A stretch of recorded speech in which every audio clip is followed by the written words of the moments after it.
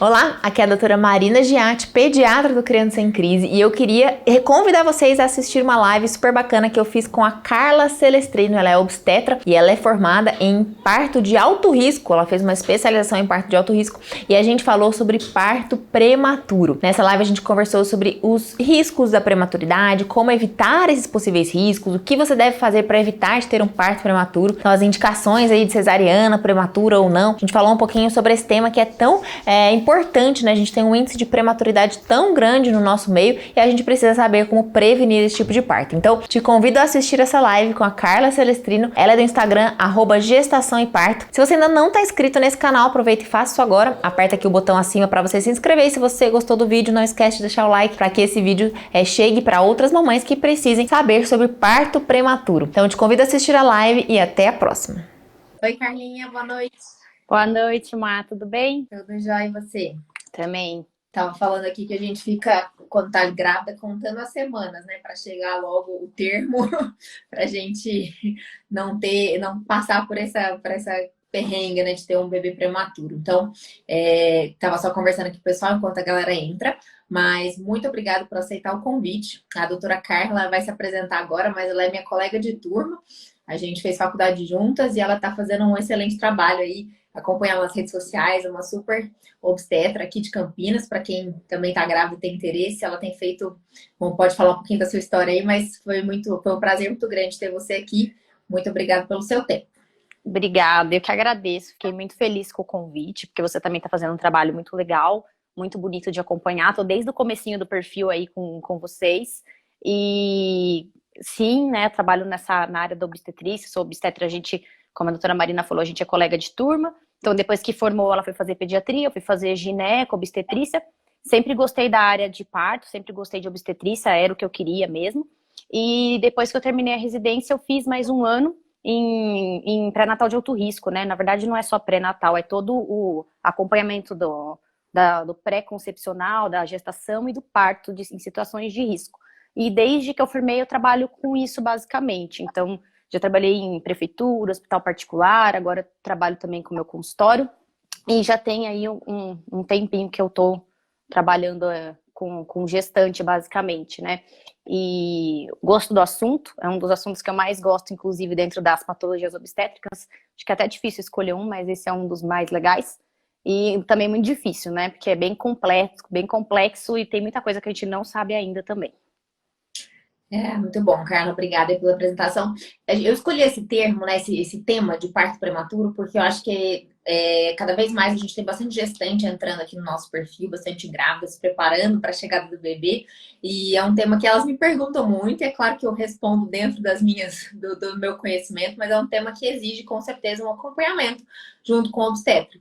E é uma coisa que realmente as mães ficam bastante assustadas, né? Porque vem, principalmente agora em época de Covid, ver a pessoa entubada já fala, meu Deus, aconteceu alguma coisa, tem alguma coisa grave.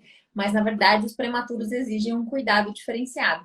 Então, chamei você para falar um pouquinho sobre esse tema, para tranquilizar as mães e para justamente prepará-las, né? Muitas coisas que a gente pode fazer durante a gestação para prevenir um parto prematuro ou para se informar o máximo possível, para ir atrás de profissionais qualificados para acompanhar a gestação de alto risco, que aí tem mais chance, né, de ter um parto prematuro. Então, quis trazer alguém especialista no assunto para falar sobre isso.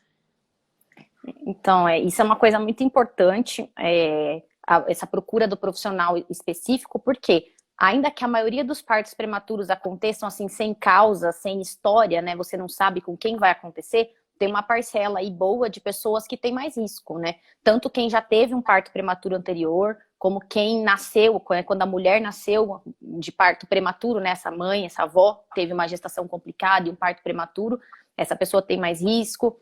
E pessoas que tenham doenças, como você falou, né? Doença na gestação ou doença crônica. Essas pessoas têm mais risco de parto prematuro, tanto de uma forma espontânea, que é o quê? Aquele trabalho de parto prematuro que acontece sozinho, sem nem nada que aconteceu, assim, que fez nascer, tanto quanto o trabalho de parto prematuro por necessidade médica, né? Então, você interromper uma gravidez porque a mãe não tá bem ou porque o bebê não tá bem.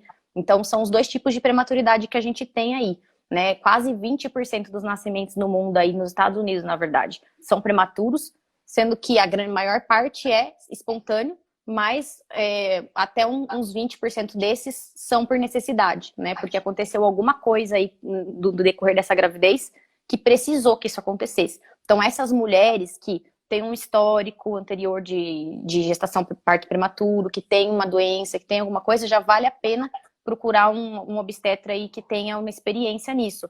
Porque existem, sim, algumas coisas que a gente pode fazer para diminuir esse risco ou até levar a gestação até o mais longe possível. Porque a gente sabe que às vezes a gente não consegue evitar o parto prematuro de acontecer, mas a gente consegue fazer com que ele não seja um prematuro extremo, um bebê, né, que tem baixa condição de sobrevivência, aí, mesmo numa UTI boa, ou que tenha grande chance de sequela, infelizmente, que é o que acontece quando eles nascem muito prematurinhos, né? Então, esse tipo de informação é bom de ter, sim, e já procurar, de preferência, até antes de engravidar. Legal. E, Carla, só para definir aqui para o pessoal, gente, vou pedir para vocês mandarem as perguntas, ou aqui naquela caixinha do interrogação aqui embaixo, ou guardarem para o final, que no final a gente tenta aí abrir uns 10 minutinhos de pergunta, né? É um tema extenso, é claro que a gente não vai conseguir esgotar esse tema, porque tem muita informação, mas eu já vi que tem algumas perguntas aqui, a gente vai tentar responder todas no final. Só para definir, então, parto prematuro é o parto que acontece antes de 37 semanas, né? Então, até 36 mais 6 dias, 36 semanas mais 6 dias é considerado um parto prematuro. A gente sabe que tem os prematuros extremos, né? Que são as crianças aí abaixo de 30 semanas, dá para chamar assim? Isso, 28. 28 semanas, de 28 até 30. Na verdade, o prematuro tardio, depois de 32 semanas, a gente sabe que tem um prognóstico melhor, a gente sabe que na maioria das vezes tem menos intercorrência na UTI, mas é claro que todo prematuro merece uma atenção especial, né? Sim, e é isso. Então, às vezes, as medidas não previnem que nasça prematuro, que nasça com menos de 37, mas evita que nasça com 28, 29. E dentro dessas medidas, a gente tem como primeira coisa, uma das primeiras coisas, o pré-natal. O pré-natal deficiente, né? Você faltar no pré-natal, não conseguir acesso a um bom pré-natal, ter um pré-natal com intercorrências, assim, que não foram resolvidas, é um dos maiores fatores de risco. Assim como a escolaridade também. Então, pessoas que conseguem buscar informação, que tenham bom acesso, têm menos risco. E algumas medidas de estilo de vida também, alimentação, né, fatores tipo fumo, uso de drogas, essas coisas todas são coisas básicas que deveria ser fácil de resolver, mas nem sempre é, e que com certeza aumentam o risco de parto prematuro. Então, a gente pensa muito quando fala em prematuridade em coisas complexas, em fazer cerclagem, em ajudar quando é gemelar, em pôr pessário, usar progesterona, são todas medidas que têm só indicação. Mas às vezes tem muitas situações que o básico teria ajudado muito também. Sim, isso é importante. Quais são as principais causas de prematuridade? Você falou de doença, primeiro aí talvez idiopático, que a gente às vezes não descobre a causa, né? Mas a gente sabe, né? Infecção, doença crônica, no seu cenário, o que você acha que são os maiores fatores de risco? Tem os idiopáticos, esses que a mulher está sempre entrando em trabalho de parto prematuro, e é um trabalho de parto verdadeiro, mesmo aquele com contração, que fica horas evoluindo, que você tenta inibir e ele evolui, porque isso é um trabalho de parto mesmo. Tem aquelas pessoas que entram em trabalho de parto por outro mecanismo, quando rompe a bolsa, por exemplo, e depois vai entrar em trabalho de parto prematuro, e isso tem um período de latência, pode levar dias até. É um outro mecanismo que está mais associado com infecções também, como você falou. E tem algumas considerações especiais, por exemplo, úteros que são, né, muito distendidos, são muito grandes, ou por excesso de líquido, gestação gemelar, também é um fator. E tem algumas cascatas inflamatórias e hormonais também. Então, pessoas que estão passando por algum estresse no organismo, né, não estresse assim, necessariamente psicológico, mas com alguma situação no corpo ali, seja por doenças ou por qualquer outra coisa que não está bem controlado, isso acaba ativando o eixo hipotálamo, hipófise, adrenal do feto, faz ele produzir cortisol, faz ele produzir um monte de coisa que acaba gerando esse trabalho de parto, né? E outra coisa curiosa também são as hemorragias da gestação, tanto o sangramento de comecinho de gravidez, como outros tipos de, né, romper vasinhos ali da descida, são mecanismos que inflamam e irritam o útero também, o endométrio, e acabam gerando. E tem outras várias, né? Por exemplo, colo curto, incompetência cervical, que a gente também tem esse trabalho de parto prematuro, mais por uma questão, às vezes, de o colo não tem essa força para segurar a gravidez, então não é tanto por um mecanismo de contração, mas por um mecanismo de facilidade, ali ele se abre e acaba nascendo esse bebê. Então, esses são os principais, né? Além da malformação uterina, então também parece um pouco com o do colo, né? O útero às vezes não tem a conformação certinha para segurar aquela gestação e acaba entrando em trabalho de parto prematuro. São esses os mecanismos mais comuns, assim. Legal. E Carlinha, o que que a gente faz assim no começo da gestação, né, ou no pré-natal? O que que a gente faz para identificar esses fatores de risco e para prevenir os que são preveníveis? O importante a primeira consulta de pré-natal geralmente deve ser bem longa, né? Porque a gente tem que saber dos antecedentes dessa mulher, se ela já engravidou, como que foi o parto, quanto que pesou esse bebê, se nasceu de termo, se nasceu, se foi cesárea, por que que foi, se foi parto normal, como é que foi esse parto. Se não tiver histórico nenhum, às vezes até vale a pena você dar uma perguntada se ela sabe dos antecedentes da mãe, né? Se a mãe teve alguma doença, algum problema na gravidez, muitas vezes não sabe.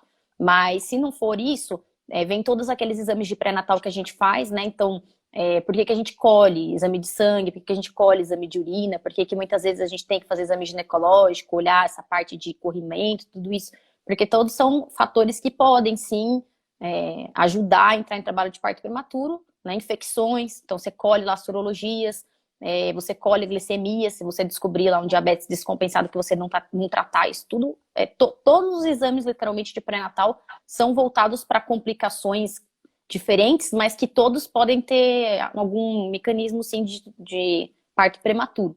Então essa já é a primeira avaliação, além da história. E que a gente frequentemente tem indicado também é de fazer a medida do colo do útero pelo ultrassom transvaginal. Isso depende que época que você vai fazer, depende muito do histórico. Se a mulher não tem histórico nenhum de prematuridade, é uma gestação aparentemente normal, costuma-se fazer isso no ultrassom morfológico, lá, né, entre 18 e 24 semanas de preferência, para você medir e ver. Óbvio que, vindo um valor normal, a gente se tranquiliza. Mas, como eu falei antes, né, todos aqueles mecanismos possíveis de parto prematuro, então não quer dizer que a mulher não vai ter. Ah, não, você está livre do parto prematuro. Você só não tem um dos mecanismos, isso é bom, né? A gente tranquiliza. Mas você enfim, não tem como garantir aquilo, né? Que a mulher não vai ter. Mas óbvio que quem tem ele já encurtado, a gente já vai ficar de olho, porque aí já tem medidas que a gente pode tomar para prevenir. Agora, se a pessoa já tem um histórico, essas medidas de colo às vezes começam mais cedo. Começa com 14 semanas, você vai fazendo a cada 2 semanas. E nisso, algumas medidas a gente já toma. E a gente sabe uma coisa que, assim, dá uma tranquilidade boa pra gente é que quem tem histórico, né, de prematuridade, a gente consegue ajudar de algumas formas, né? A suplementação de progesterona via vaginal, por exemplo, é uma coisa que realmente tem impacto. E quem já tem um histórico, por exemplo, de perda por alteração do colo do útero, muitas vezes a cerclagem também já tem indicação. Então, são coisas que, se você não começa o pré-natal lá do comecinho, você perde um tempo. Não adianta você suplementar com 30 semanas, né? Que nem muitas vezes a gente vê fazendo. Você tem que fazer isso desde o comecinho. Então, a cerclagem também, ela tem um período ótimo para ser realizado. Então, a importância principal na prevenção do parto prematuro são as primeiras consultas de pré-natal. Legal. E a cerclagem, Carla, tem indicação de idade gestacional ideal para fazer a cerclagem, se você já tem um diagnóstico de colo curto? Para quem não sabe, a cerclagem, gente, é um pontinho, né, que a gente dá no colo do útero, na verdade, que é para segurar mais essa gestação. E normalmente a gente faz isso quando tem o diagnóstico de insuficiência e estímulo cervical, que é um colo curto. Então, quando a gente tem esse diagnóstico, e geralmente tem antecedente, né, de parto prematuro, na maior parte das vezes, né? Qual que é a idade mais indicada para fazer esse procedimento? A gente tem as duas questões, né? Ou o colo curto ou a insuficiência. A pessoa pode ter um ou pode ter outro. A insuficiência, às vezes, o colo pode até ter comprimento normal. E aí, pelo histórico dos partos anteriores, você suspeita, né? Aquele parto super rápido, que a mulher não sentia quase nada e chegou nascendo no hospital, é super suspeito. Geralmente, pela definição clássica, você teria que esperar ela ter 3 partos desse tipo para você indicar. Mas hoje em dia a gente não faz mais isso, porque é agoniante, né? Então ela teve uma perda que você suspeita, a gente já pega e programa essa cerclagem em torno de 12 a 14 semanas, é a melhor época. Porque daí você já vai ter feito o primeiro morfológico lá, que é aquele que o pessoal chama de translucência, já viu que tá tudo bem com o nenê, já viu onde que tá essa placenta, se tá longe aí do orifício do colo para você, que é lá que você passa o ponto, né? Tem que ser bem pertinho do orifício interno, no nível dele mesmo, e aí você já consegue programar. Mas isso é a cerclagem ideal, né? A cerclagem que você conhece a história da pessoa e que você sabe que ela vai precisar.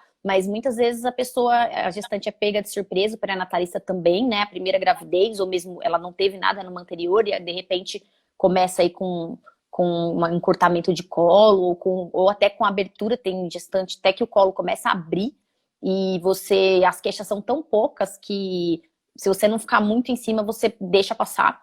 E aí tem cerclagens mais tardias. Aí eu vi aí uma pessoa falando com 17, com 18. A dificuldade disso é que o colo já é bem mais mole e muitas vezes já tá meio entreaberto. Nisso, às vezes, sai um pouco de bolsa. Então, tem vez que a gente já acompanhou procedimentos, né, de que teve que tirar um pouco de líquido, né, drenar um pouco de líquido amniótico para essa bolsa regredir e você conseguir dar o ponto. E são situações que, como não são as ideais, tem mais risco dessa cerclagem não fazer um efeito total, né? Ou, por exemplo, acabar nascendo mesmo assim extremamente prematuro. Que o objetivo da cerclagem não é, vou fazer e daí vai ficar perfeito, vai chegar com 40 semanas. Graças a Deus, ultimamente está sendo assim. Mas a proposta dela é tirar da prematuridade extrema, não nascer com 24 semanas, que isso é mais complicado. Então, dá para fazer em outras idades gestacionais, mas o ideal é de 12 a 14. Legal. E você falou uma coisa muito importante que é relacionada às coisas que a gente pode mudar, né? Porque a questão do colo curto independe do que a gente pode fazer. Claro que a gente tem que fazer o pré-natal, tem que rastrear, mas tem muita coisa que a gente pode fazer, relacionada principalmente às doenças crônicas, né? Então, a hipertensão, acho que é uma das grandes causas, né, tanto de pré-eclâmpsia e parto prematuro, mas de parto prematuro em si, de restrição de crescimento intrauterino, que também aumenta a chance desse bebê nascer prematuro. Então, a gente pode fazer algumas mudanças de estilo de vida. E também a diabetes gestacional, que é um grande medo que nós grávidas temos, né? Acho que você também já passou por isso, os valores de glicemia são mais baixos, de referência são mais baixos do que de um adulto normal, e a gente fica bem tenso, mas isso são coisas que estão ao nosso alcance para mudar. O que você acha que uma gestante deve fazer para amenizar ou minimizar os riscos desse parto prematuro secundário às doenças crônicas, principalmente relacionadas à hipertensão e à diabetes gestacional? É fundamental se a pessoa, se puder planejar a gravidez e fazer uma consulta prévia, né? Por quê? Porque tem muitas situações que você consegue controlar até antes da gestação e isso já ajuda, né? Porque intercorrências no início da gestação sempre aumentam um pouco o risco, né? Até sangramento de primeiro trimestre, igual eu falei, aumenta o risco.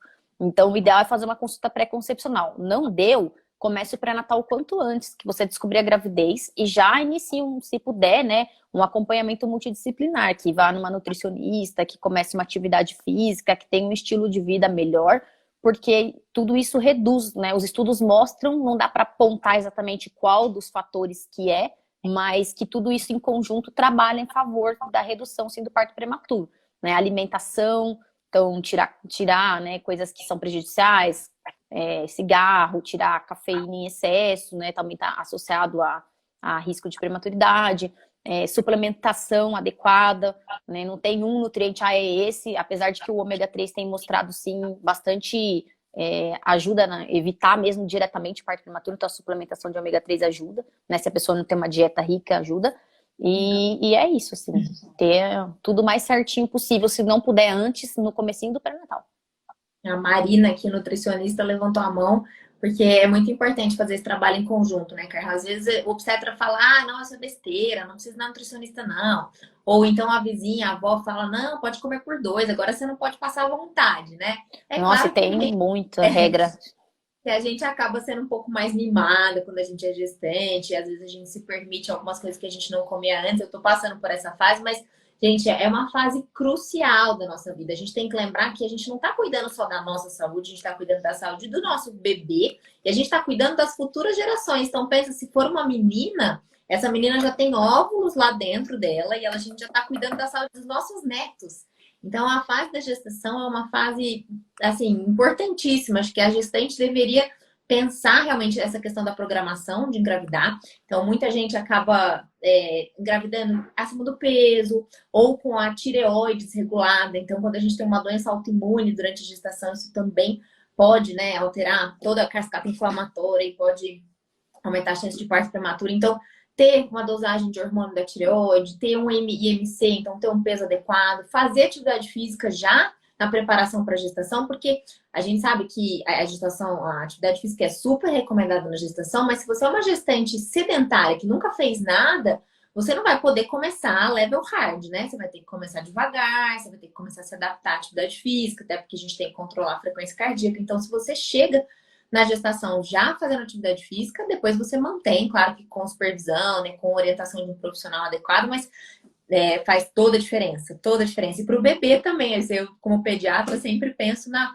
gente fala de programação metabólica, né? De planejar esse bebê para que esse bebê tenha as melhores condições para o nascimento, para que esse bebê tenha um crescimento adequado, e tudo isso depende do que a mãe está fazendo ali durante a gestação, né?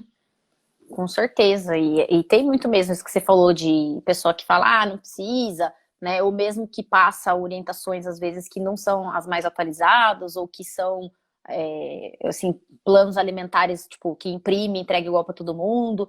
Eu tenho um pouco de problema com isso, até por trabalhar com alto risco, e eu lido bastante com diabetes, mas eu nunca entro nessa área aí da avaliação nutricional, isso não é da minha área, né? É lógico que a gente faz uma orientação geral, tem coisas que é extremo bom senso, né? Igual eu falei, cigarro, uso de droga, bebida, diminuir os industrializados ao máximo, diminuir o açúcar, né? Tentar zerar até essas coisas.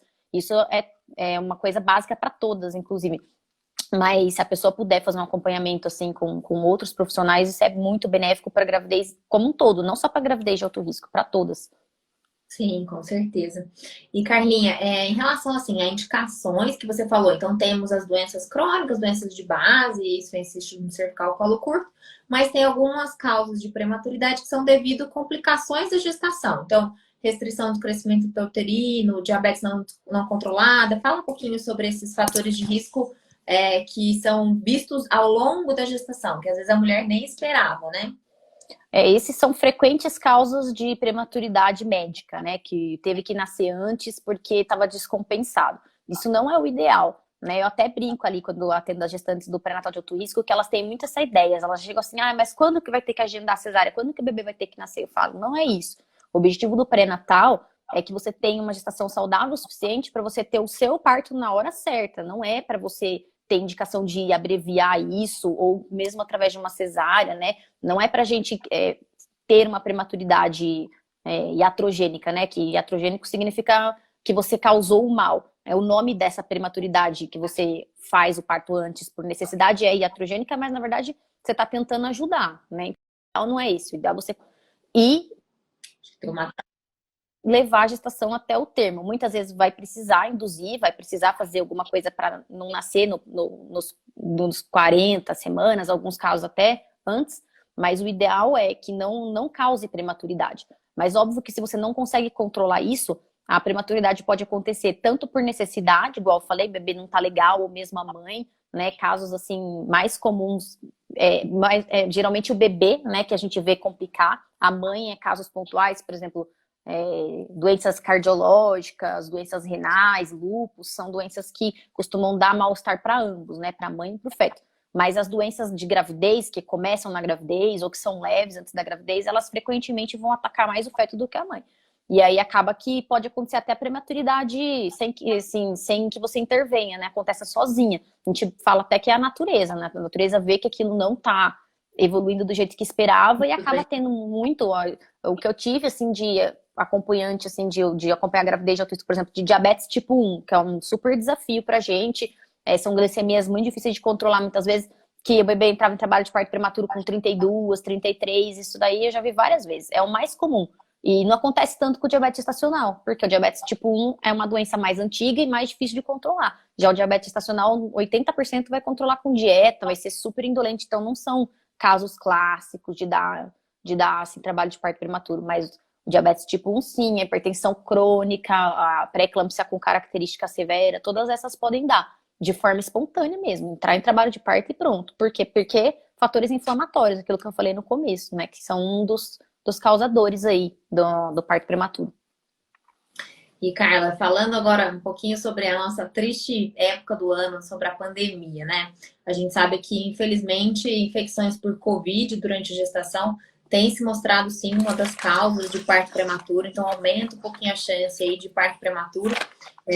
Ainda não tem muita coisa na literatura, né? Não sei se você tem visto muita atualização relacionada a isso, mas fala um pouquinho sobre o Covid, sua experiência, o que você tem visto aí na maternidade. Ele tem sido, até recentemente, até tem aumentado um pouco. No começo nem tanto, mas parece que essa segunda onda aí tá um pouco pior, tanto de gravidade, infelizmente, assim, até de acometimento de gestante. E acho que também é um pouco a amostra viciada, né? O pré-natal de alto risco, infelizmente, tem muita mulher com complicação, com doenças que não tá tão bem controlada, e são, com certeza, as pessoas que acabam sofrendo mais com o coronavírus aí grave.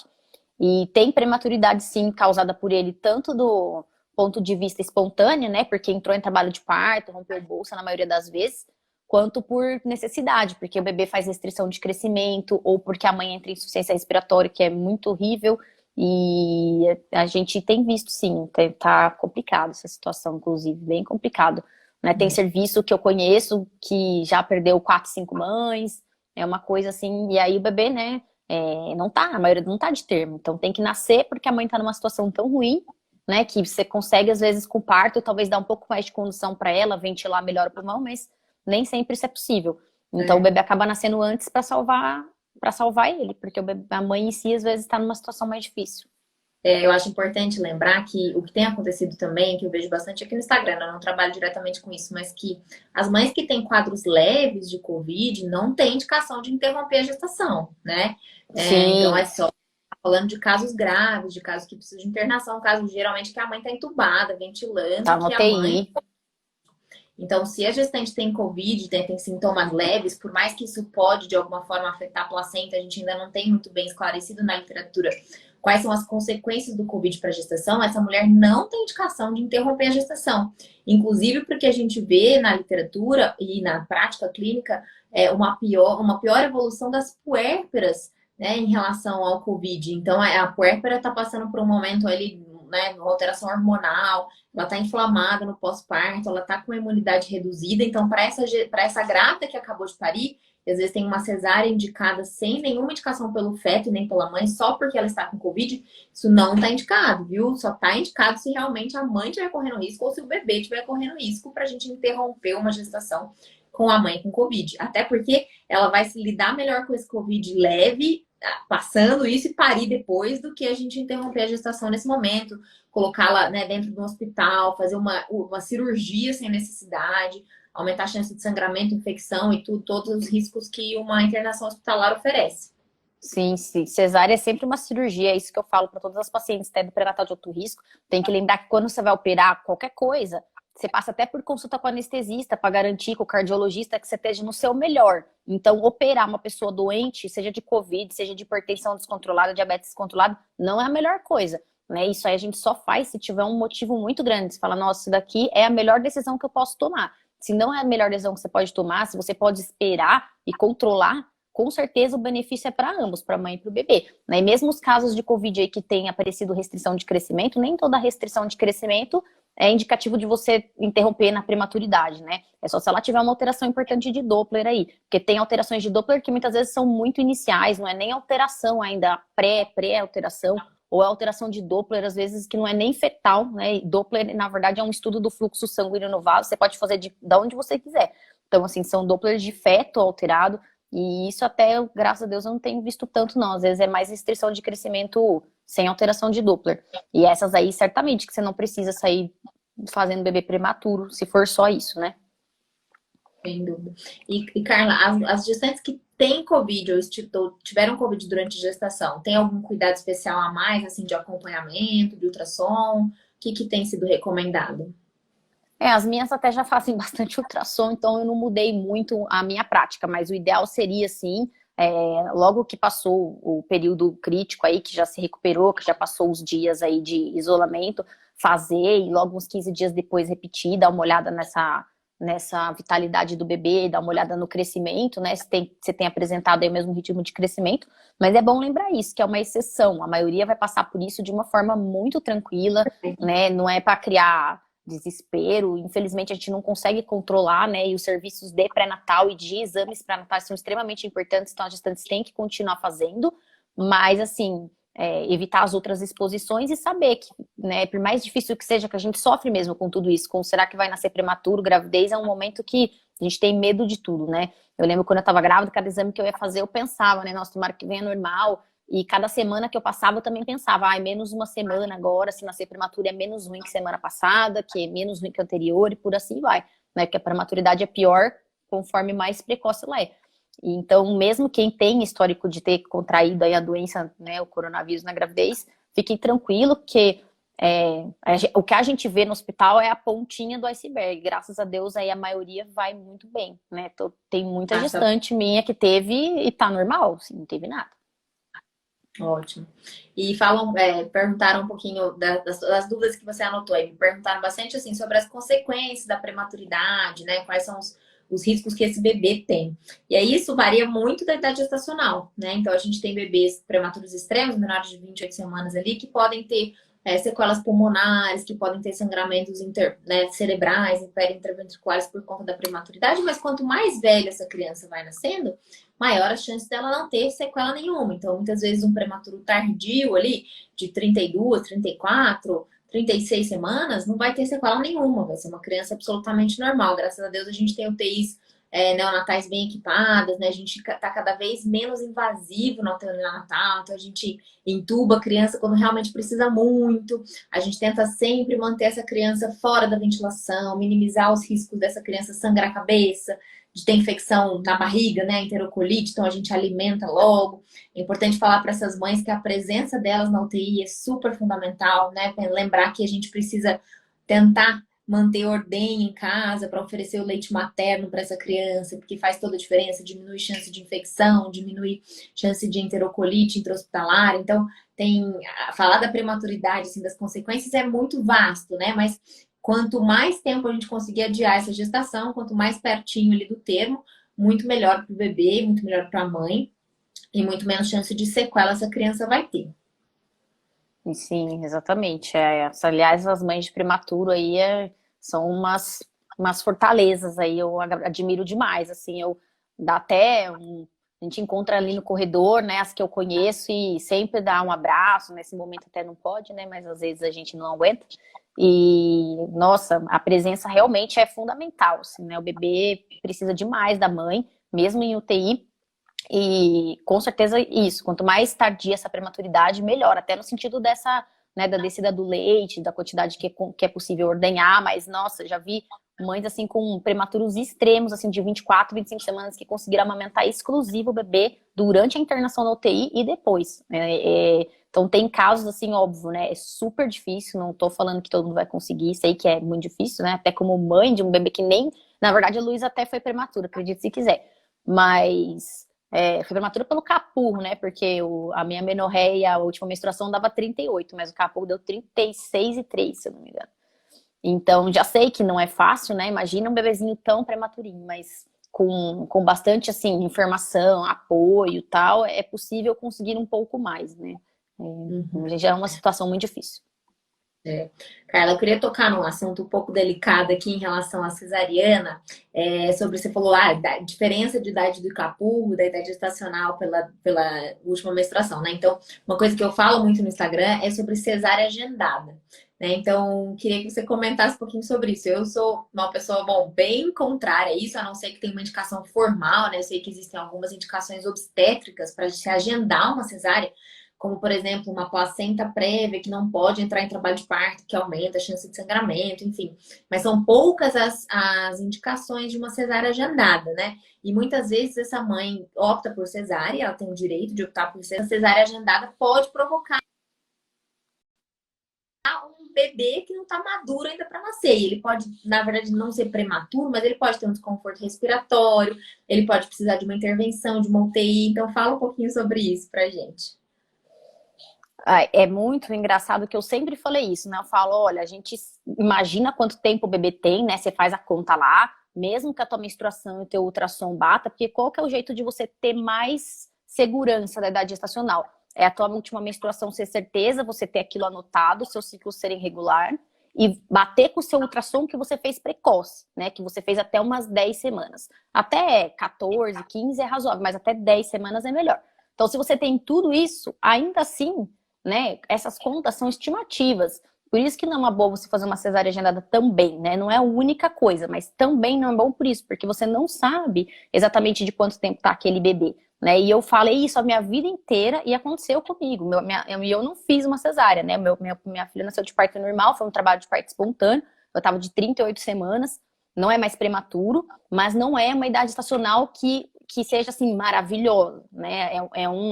É um termo, mas é um termo precoce que a gente chama, ou seja, não completou todo o desenvolvimento, que tem que ser no mínimo aí umas 39 semanas, né? E eu tava esperando essa data, inclusive, do jeito que eu sou tranquilona, eu não tava nem com as coisas toda pronta, eu tava em casa bem de boa, tinha acabado de tirar férias, é meu primeiro dia de férias, né? Trabalhei igual uma maluca, que aliás também é risco para parto prematuro, viu, gente? Trabalhar em turno da noite, fazer mais que 40 horas de trabalho semanal, quem puder mudar essas coisas mude. Mas, enfim, não tive trabalho de parto prematuro, mas tive com 38. E aí, quando a Luísa nasceu, pelo Capu, deu 36,3. Eu sei que o Capu também lá tem seus erros, não é uma coisa perfeita, mas já me deu aquele sustinho, sabe?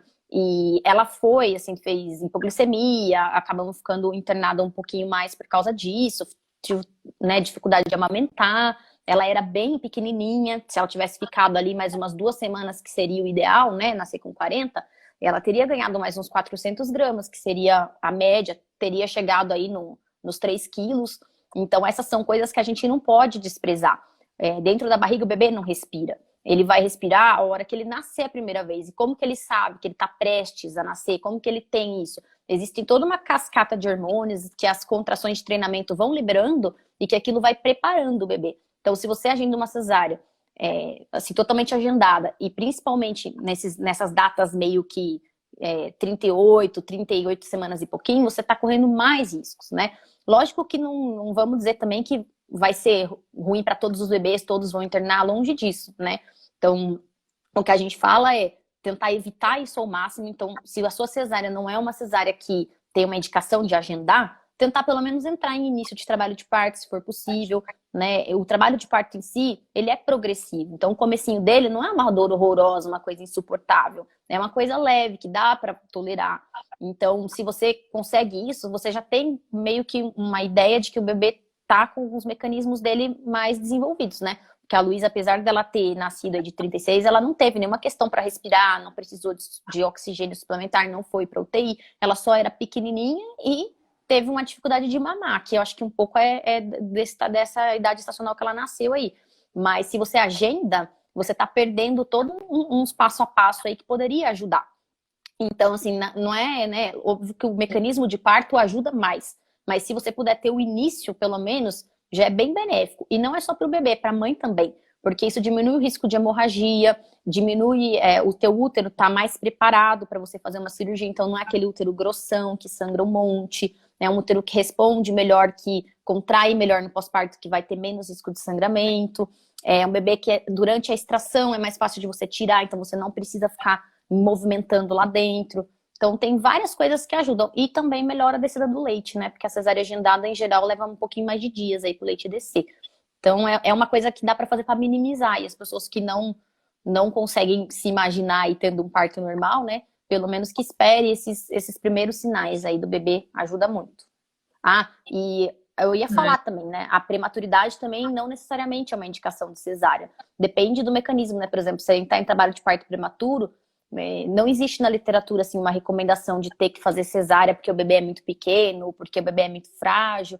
Depende de vários fatores. Você tem que levar em consideração o histórico da mãe, a opinião da mãe, mas dependendo do grau de prematuridade, é uma cesárea muito difícil de ser feita. Então, cesáreas de bebês muito pequenininhos, assim, 24, 25, 26 semanas, são muito difíceis para o obstetra fazer. Óbvio que a gente é treinado, capacitado para isso, mas podendo evitar é uma boa, porque o útero, ele tem um formato diferente no final da gravidez e o local que a gente faz o corte da cesárea, ele só se forma bem no finalzinho da gravidez. Então, se você faz uma cesárea bem precoce, muitas vezes esse local aí de corte não tá nem pronto. Então, às vezes você tem que fazer uma cesárea no útero como um todo, abrir ele de fora a fora. Assim, isso é bem ruim para o futuro gestacional daquela mulher. Então, a prematuridade também em si não necessariamente é uma indicação de cesárea. Depende de vários fatores, né? Se o bebê tá bem, né? Qual que é a posição que ele tá lá, qual que é a posição da placenta, qual que é a condição materna, mas pode ser parto normal na maioria das vezes. Teve até o caso fatídico aí, né, da Romana, que teve um parto prematuro de 32 semanas por conta do Covid. Foi um parto normal, né? Ela chegou, teve um descolamento de placenta, um sangramento, né? Depois teve uma complicação aí de coagulação, uma CIVD pós-Covid, e o parto foi normal, né? Então já chegou nascendo, na verdade não fazia sentido nenhum submetê-la a uma cirurgia se a criança já nasceu, já chegou nascendo, né? Chegou com o trabalho de parto bem avançado.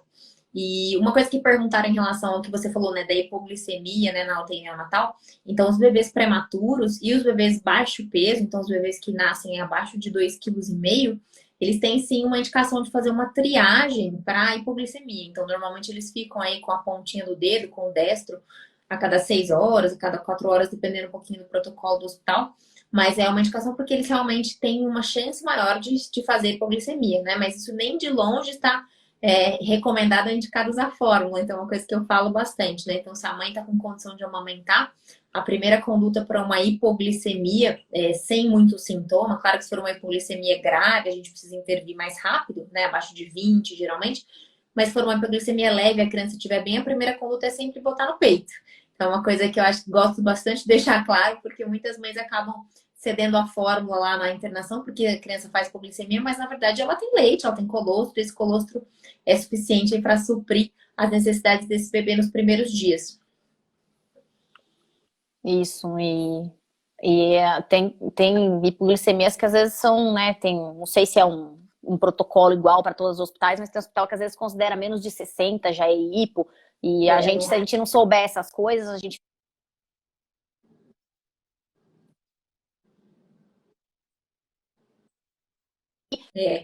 normal, assim, o que a literatura fala é uma travadinha. Eu não lembrava, e aí quando alguém vinha fazer, eu ficava desesperada com o valor, assim, achava que tudo era, né, e, enfim, foi super estressante, então isso é bom de lembrar mesmo, porque às vezes a gente acha que o bebê, se não tá com 45, 50 de destro ali, que se não der fórmula, ele vai morrer nos próximos 30 segundos. Não é, graças a Deus, não é assim. Claro que não, é. A gente considera pela literatura abaixo de 40 hipoglicemia, né? Então o bebê, geralmente, nos primeiros dias, como o volume do colostro é pequenininho, ele não vai ter glicemias de 100, né, 90, ele vai ter glicemias ali mais limítrofe. Então, a gente considera 40 e sempre a primeira conduta é tentar colocar o peito, né?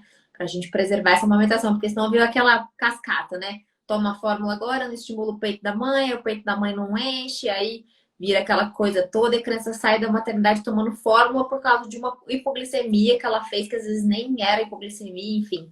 Então, é uma das grandes causas de desmame precoce, e essa introdução de fórmula precoce na maternidade.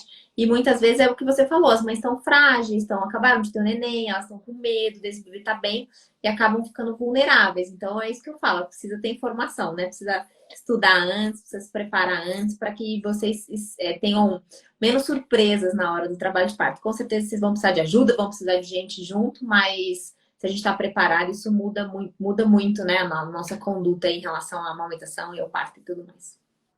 Sim, com certeza. Nossa, a gente deixa de se preocupar semana a semana com a gravidez e tudo mais para se preocupar com isso, assim, com o pós-parto. E você nunca sabe se o bebê tá mamando ou se não tá, você não sabe se tá saindo leite ou se não tá, né? Porque não é transparente igual a mamadeira. A mamadeira acho que dá uma paz de espírito, porque você vê aquele líquido indo embora, né? Mano, né?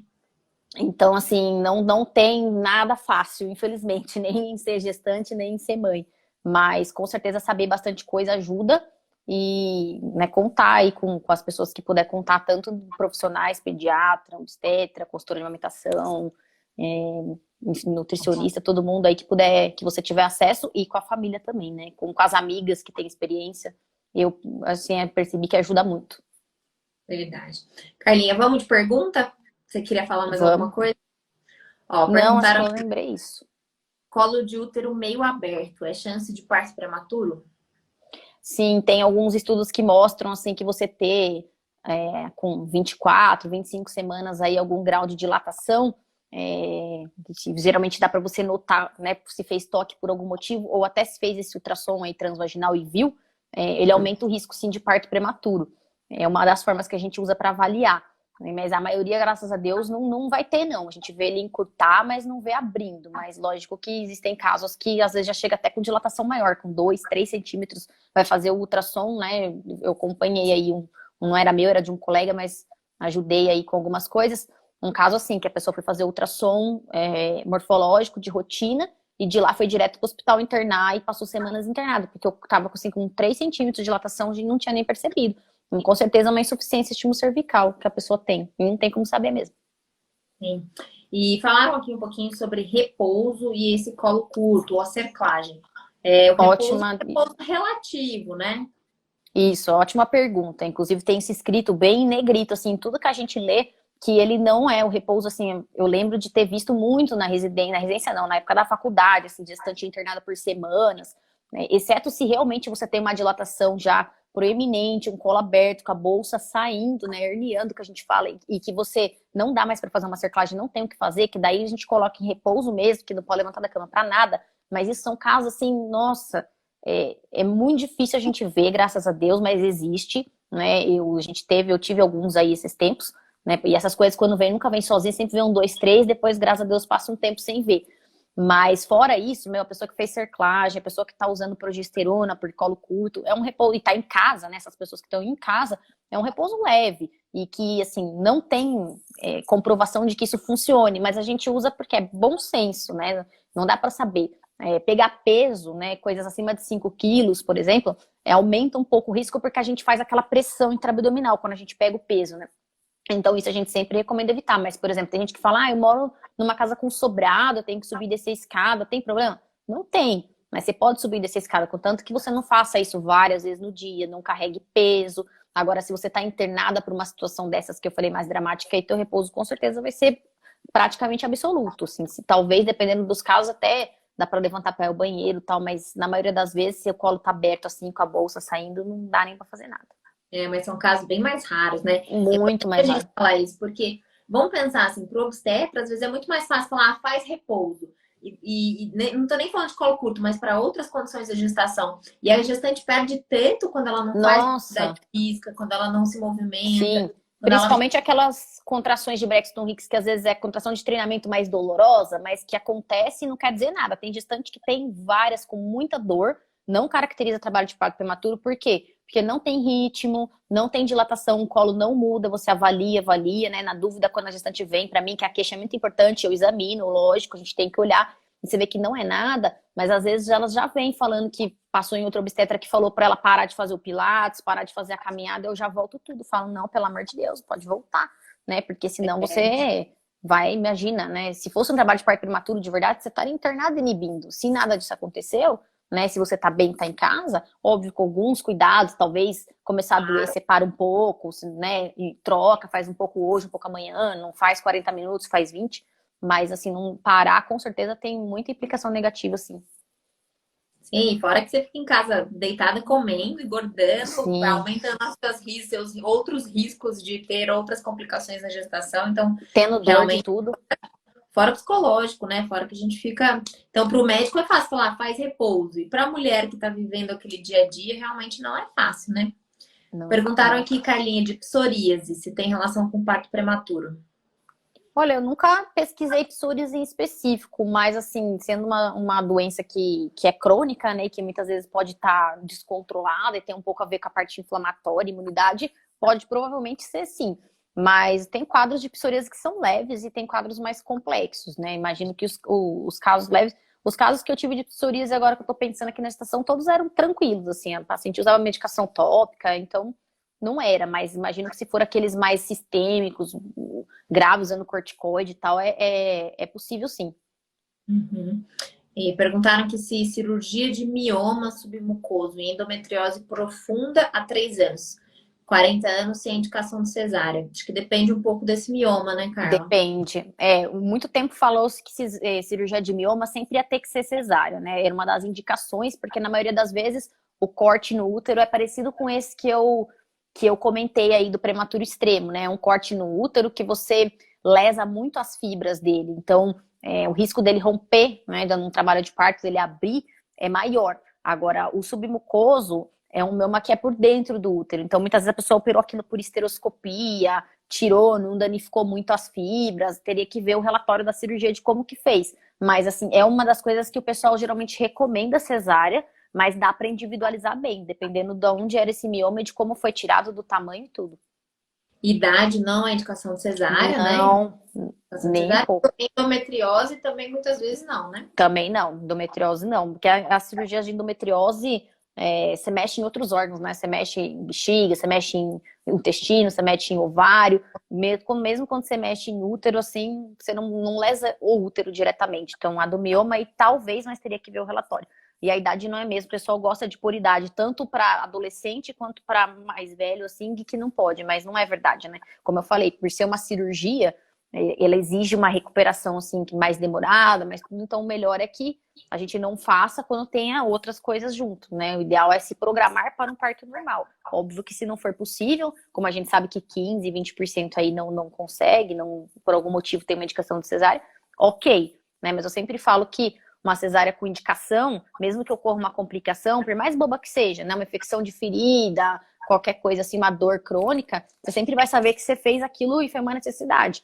Agora, quando você optou, é um pouco duro, assim, da gente ter as consequências depois no final, né? Uhum, sem dúvida. Perguntaram aqui no. Deixa eu selecionar a pergunta aqui, ó.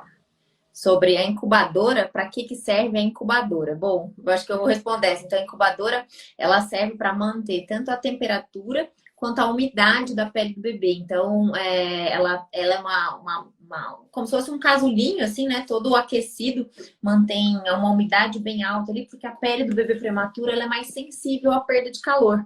Então, se a gente deixa um bebê prematuro, principalmente prematuros extremos, né? No ambiente, assim, ele vai perder calor, vai fazer hipotermia, então temperaturas baixas, né? A incubadora serve para isso.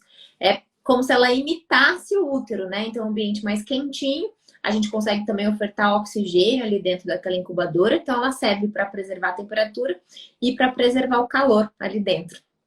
Mas tem indicação principalmente para os bebês mais prematuros, os prematuros extremos. Não sei se alguém mais tem dúvidas sobre prematuridade. Tem bastante pergunta aqui, mas não está relacionado ao tema de prematuridade. Então, a gente vai focar aqui.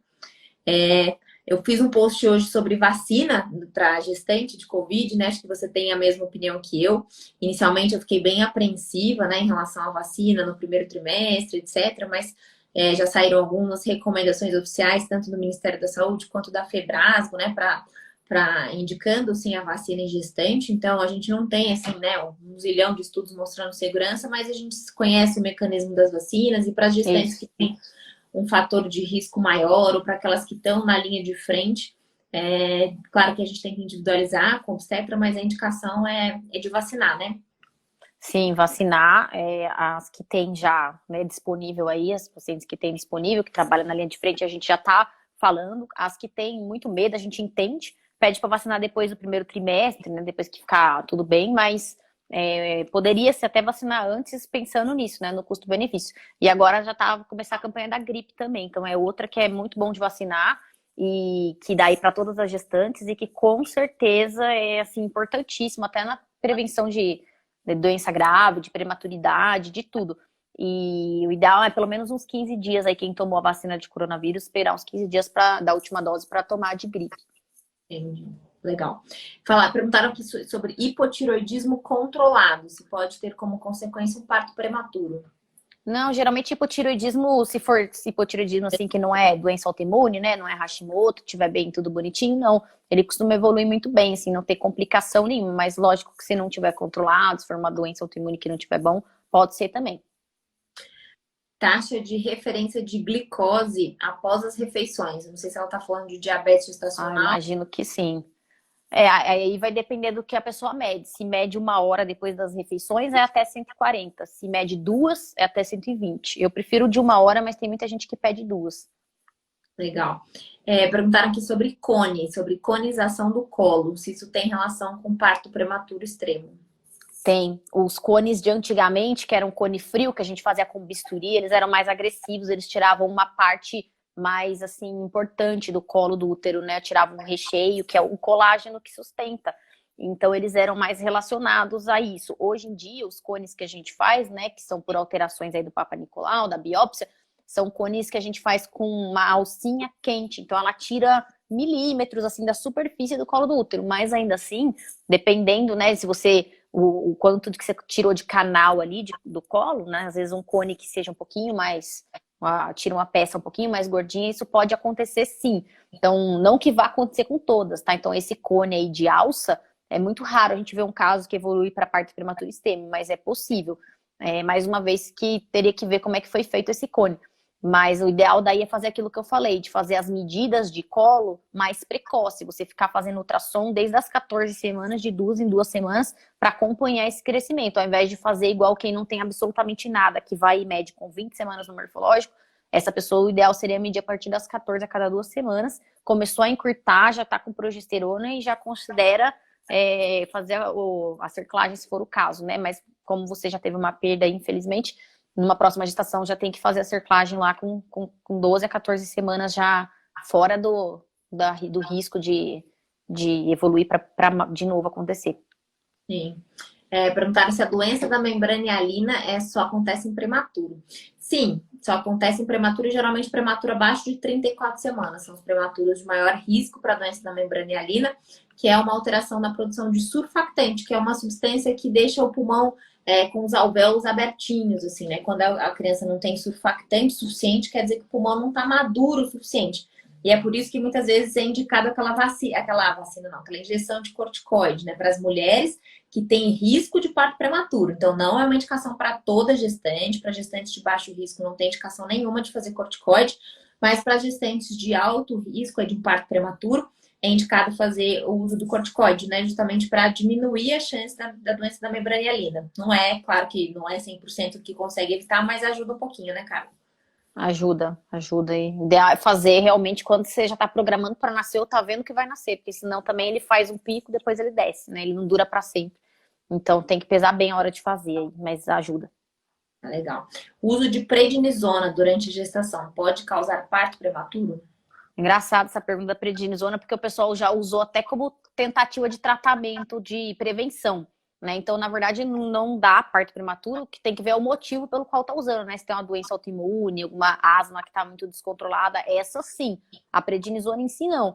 Mas também não funcionou como prevenção, não. O pessoal testou muita coisa, já testou isso, testou vitamina, testou AS. AS parece que tem um leve componente de ajuda, mas ainda tá precisando comprovar melhor.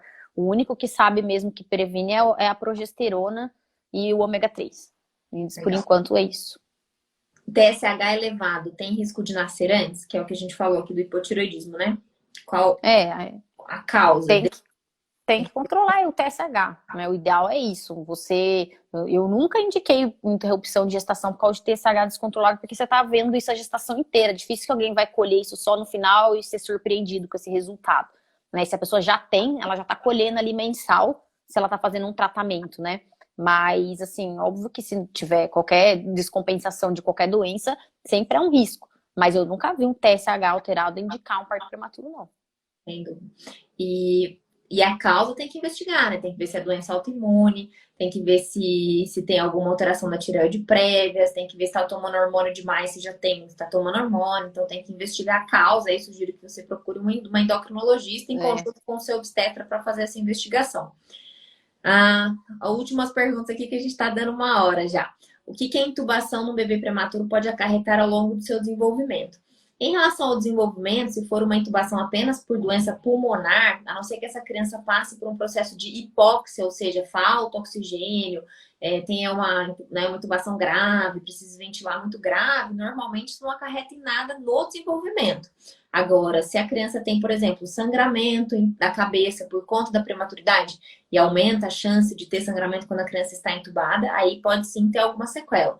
Então, vai depender tudo de como vai ser essa internação. Então, a intubação em si, ela isolada, não aumenta o risco de né? Não aumenta a chance dessa criança ter um problema no desenvolvimento. Mas as outras comorbidades, como, por exemplo, infecções, essa questão do oxigênio, então isso pode sim aumentar a chance dessa criança ter algum atraso do desenvolvimento lá na frente. E a própria prematuridade já é uma causa de atraso do desenvolvimento, que normalmente ela se resolve com o tempo, se a gente considerar a idade corrigida, e muitas vezes a gente consegue fazer um catch-up dessa criança, essa criança vai super bem depois. Placenta prévia marginal pode causar um parto prematuro? Hoje a gente até não chama mais, antes a gente tinha esse nome de placenta marginal, prévia, centro total, prévia parcial. Hoje em dia a gente só fala de prévia e não prévia. A prévia que cobre o colo do útero é aquela que você faz cesárea agendada. O resto, você até pode chamar de baixa se ela tiver a 2 centímetros do colo. Se ela tiver acima disso, ela é normal já. Essa placenta que está a 2 centímetros, mas não cobre o colo, ela nem tem indicação de cesárea. Óbvio que às vezes ela pode causar um sangramento, na maioria das vezes o sangramento é leve, é benigno, some sozinho, você pode entrar em trabalho de parto, e aí não necessariamente vai ser prematuro. Mas aí tem que lembrar que se você teve sangramentos durante a gestação decorrente dessa placenta prévia, né, ou baixa, você pode ter sim risco de parto prematuro, porque o sangue ali irritando, o miométrio irritando as membranas fetais, pode liberar fatores que aumentam o risco. Mas não é uma coisa super comum, não. Legal. E Jussiele perguntou se 38 semanas não é prematuro. Não é prematuro. Não. A partir de 37 semanas já não é prematuro. Última pergunta, Carlinha, para a gente finalizar aqui, que já deu 9h30. Ó, tive um parto prematuro de 33 semanas, há 13 anos. E tive pré-eclâmpsia. Agora, com 40 anos, estou grávida de 23 semanas, mas controlando a PA. E a PA, pelo jeito, tá boa aí. 10/8, 11/7, né? Essa mulher tem um risco aumentado de ter parto prematuro por já ter tido um parto prematuro antes, mas ela deve ficar de olho nessa pressão aí, né? Sim, fazer prevenção de pré-eclâmpsia. Tem algumas coisas que a gente usa, né, para diminuir o risco para quem tem risco maior e manter esse controle da pressão aí, até para gestante até 14/9, mas a gente sabe que o melhor mesmo seria essas faixas aí de pressão que você está tendo, 10/8, 11/8, e são valores mais otimizados, principalmente para quem tem histórico. Mas tem risco de parto prematuro, mesmo quem teve um prematuro anterior por motivo médico, tem risco de ter de novo, tanto de forma espontânea como por motivo médico. Então tem que cuidar bem mesmo. Legal. E infecção urinária, a gente falou que pode sim aumentar a chance de parto prematuro, principalmente quando tem rotura de bolsa, né? Rotura de bolsa de líquido amniótico por conta da infecção, e aí pode desencadear o parto prematuro, então precisa tratar. Infecção urinária é uma coisa séria em gestação, né? A gente tem muito mais chance de ter infecção urinária durante a gestação, por questões hormonais, por questões anatômicas também. Então é muito importante em qualquer suspeita colher exame e tratar, precisa tratar. Por mais que a gente não goste de usar antibiótico, né, a gente evita ao máximo, mas infecção urinária é uma das grandes causas de parto prematuro, então precisa cuidar. Sim. Carlinha, muito obrigada pela sua disponibilidade aí numa quarta-feira à noite, tá até meio tarde, né? Para quem tem criança pequena em casa, queria realmente agradecer a sua presença, o pessoal elogiando aí a live, o pessoal gostou bastante. Acho que é um tema extensíssimo, né? Tem muita coisa pra gente falar, mas deu pra gente dar uma pincelada nas principais causas de prematuridade aí, pra gente tentar minimizar, né? Porque o que a gente não quer é ter um parto prematuro, porque isso é ruim pra mãe, é ruim pro bebê, a criança fica internada um tempão, é ruim pra quem tá. Para todo mundo, né? Então, é o máximo que a gente quer evitar aí, são partos prematuros. Então, foi muito legal conversar com você. Muito obrigada aí pela disponibilização de tempo. Eu que agradeço, gostei muito. Como eu falei, é um tema que eu adoro. Na verdade, eu adoro tudo em obstetrícia, mas esse é especial sempre. E gostei também bastante. E o tema é grande, mas eu fiz um resumo aqui, tem 2 páginas. Eu acho que a gente falou quase tudo, viu? Ah, legal. Conseguimos abordar bastante coisa. Muito obrigada, viu, Carla? Obrigada a você, Má. Um beijão a todos, gente. Boa noite. Boa noite.